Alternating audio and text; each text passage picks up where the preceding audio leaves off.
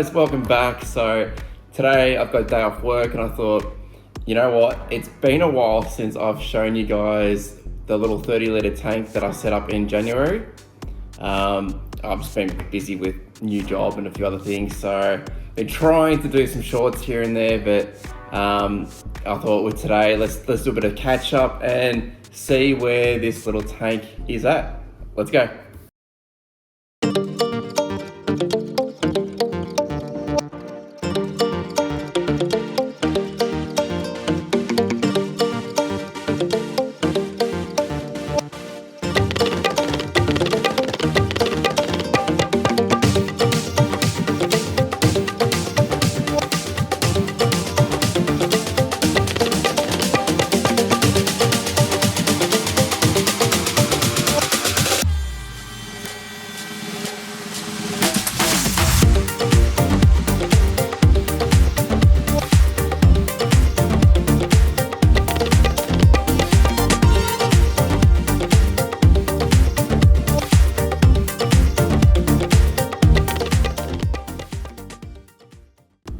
So as you guys can see, there's been a few little changes.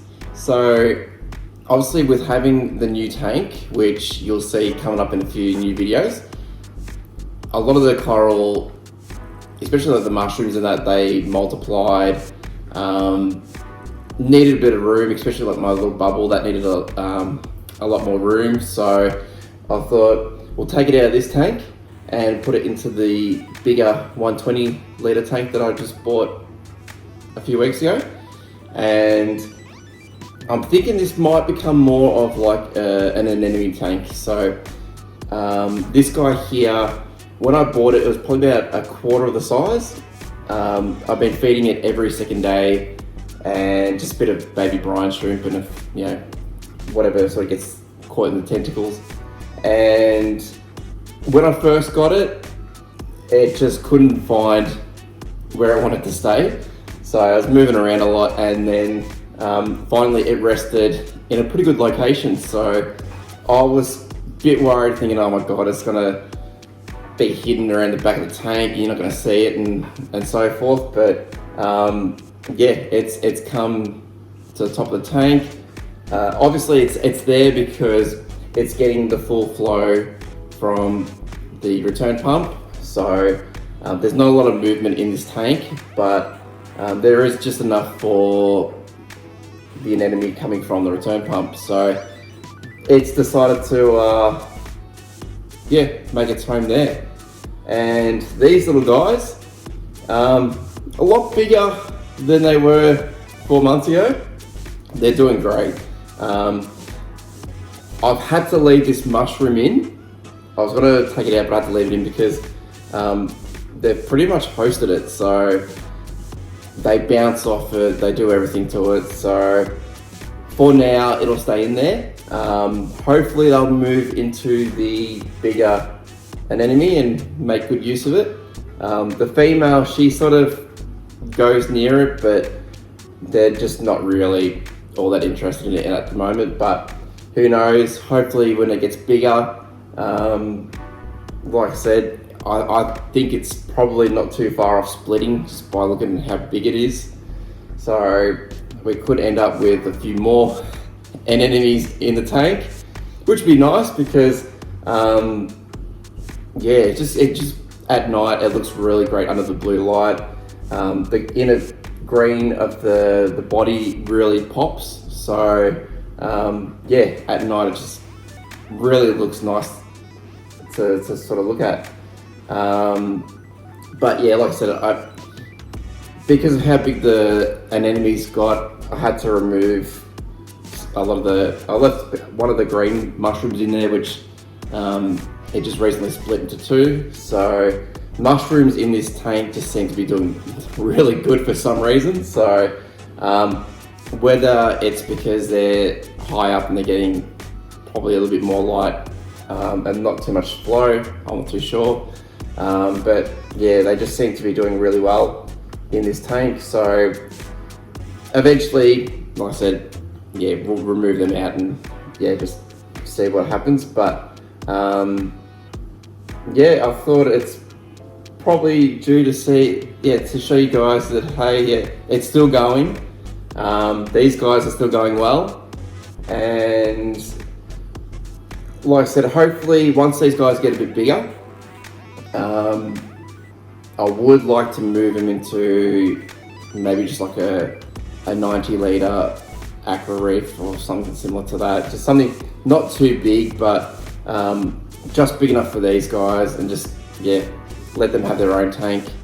A few months ago, they were not too dominant of their tank, but recently they've just, if I put my hand in there, they try to bite it.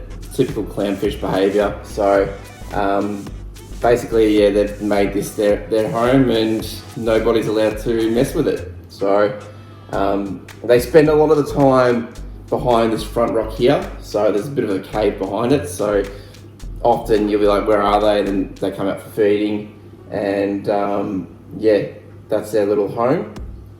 Some of the issues I've encountered with this tank, through summer, we had obviously a lot of heat waves, and the temperature on this tank was going up to like 28, 29, and then back down to 25, and it was just all over the place. And so I had to put a little fan from Kmart onto the top of the tank just to try to cool it down a bit.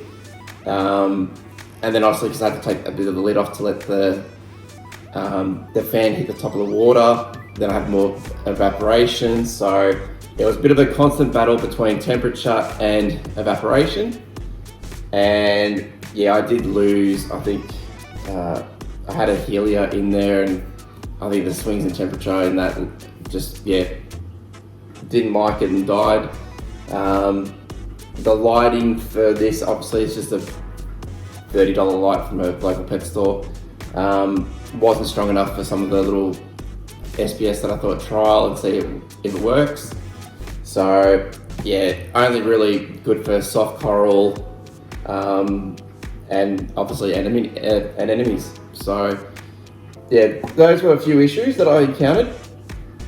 And then obviously with the size of the tank, the other issue I have is that the glass is a pain to clean. Like, it's just really bad. So you might be able to see in some of the videos I'll show later on in this one, down near the bottom it's really hard to get to because obviously the rock is so close to the tank. So I'm thinking eventually I may remove this sort of bridgey rock at the front and just leave the rock at the back, and then that should make it a lot easier to clean. But yeah, now that we're moving into winter, the salinity doesn't really move. So, and yeah, like I said, very little evaporation. So I probably checked the salinity. I was doing it every 2 to 3 days. I think I do it probably once a week now. I still do half water changes every week, so I remove probably about there. Obviously, because there's no protein skimmer, so no protein skimmer, I need to keep the water clean. So that's yeah, do that religiously, and it's great because it's right next to the sink. So to do water changes, it takes me probably a few minutes. So I'm going to do a video shortly just to show you the maintenance on this thing and just show you how easy it is to keep it running. Obviously I use natural sea water from Williamstown Aquarium, so there's no issues with mixing. I buy my RO water from there as well, so I don't have to worry about RO systems and that. So it's just basically heat the water up overnight, next day take out I think about 5 or 6 jugs, put 5 or 6 jugs back in, job's done. Doesn't get any easier than that. So that's what's made me really enjoy this one. It's been so easy to maintain.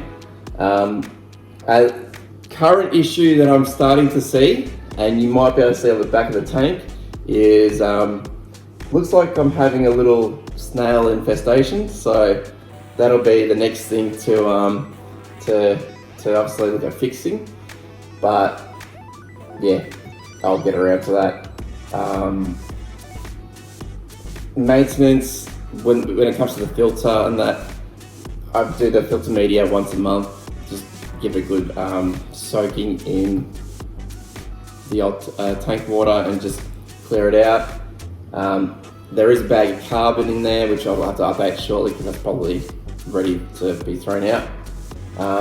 So that's the only changes I've done to this thing. And like I said, these guys are happy.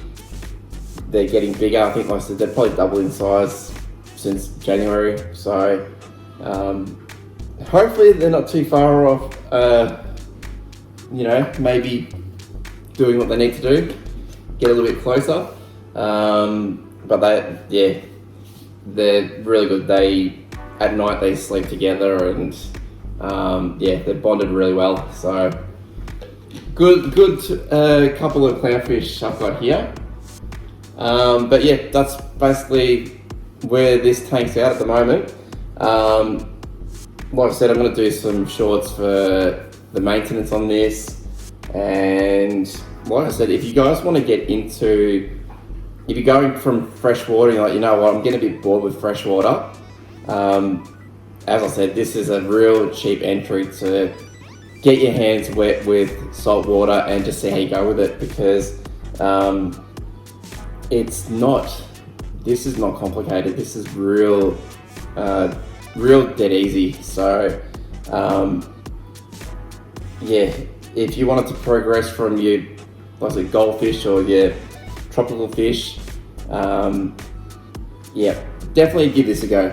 And if you haven't seen the other videos, go watch them. I'll walk you through when I set the whole thing up. So for those who are brand new to the channel, or they just haven't seen the previous videos, go have a look and check them out, and you'll see when I put this thing together. But that's it for today's video.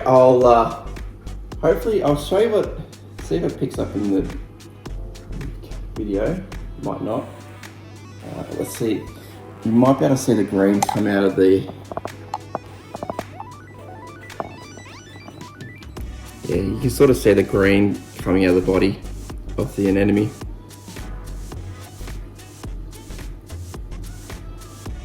But as I say, guys, that's it for today's video. Stay tuned because I've got a whole heap of the big tank. I'm trying to put it together as a bit of a series, just so, sort of spread the videos out instead of, having big lengthy pauses like I've had for the last month or so. But really keen to do a complete rundown on that tank because, it's starting to really take off. It needs a bit more work. It is going through, obviously, the whole algae bloom and all that sort of stuff, so it's not overly pretty to look at the moment. But I'll do a short on that later, so you can sort of see a bit of a glimpse of where it's at. But as I say, guys, that's it for today's video. If you haven't hit subscribe, get on it. I'm gonna try and upload videos more frequently. Gotta try and see if I can meet some people who are willing to maybe, let me come and have a look at their tank and hopefully do some videos on other people's tanks. But that's it for today's video, guys. I'll see you in the next one.